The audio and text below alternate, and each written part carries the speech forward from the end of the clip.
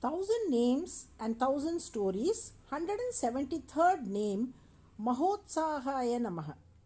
A Pandit once asked Vedanta Deshikan, "Does God have a form?" Vedanta Deshikan replied, "Certainly. Even before the creation of the world, and even now, the Almighty has always had a beautiful and radiant form." The Pandit then asked, "How do you say this with such conviction?" Vedanta Deshikan answered, "There is a verse by NAMAH in the Thiruvaimozhi where Lord Vishnu is described as the creator of the three elements, water, earth and sky. He is also depicted with a divine form that resembles the color of the rain clouds. Now, if someone has a color, they must also have a form, right? You cannot describe color without form. Since time immemorial, the Lord's form and color have been eternal.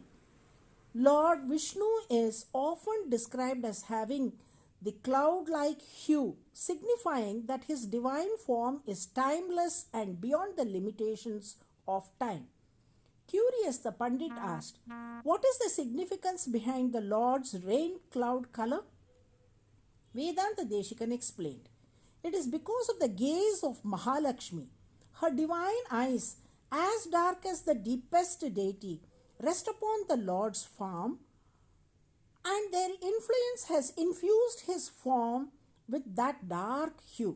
Additionally, the dark bees that hover around the lotus, which blooms from his navel, also touch his form, deepening the color further. The tulsi leaves adorning his form add to his darkness.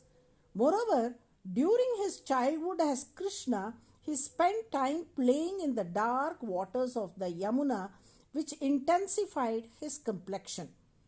Each of these elements contribute to making his color even darker."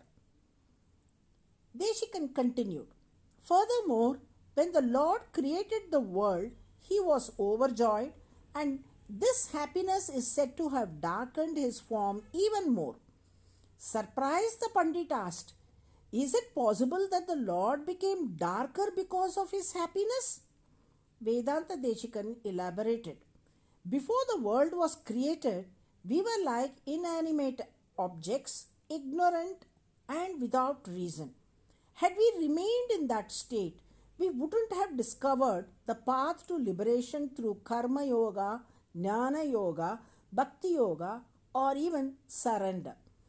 When the Lord created the world, he gifted us with a body, intellect, scriptures, and spiritual guides.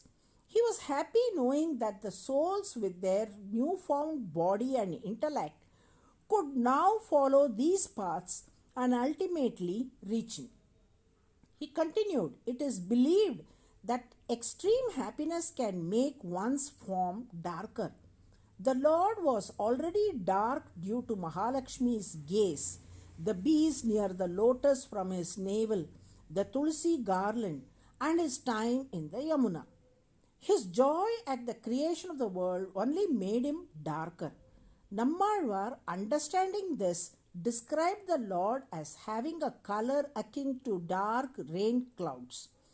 Lord Vishnu's dark hue symbolizes his creation of the world for our liberation. Therefore, his darkness is meant to protect us.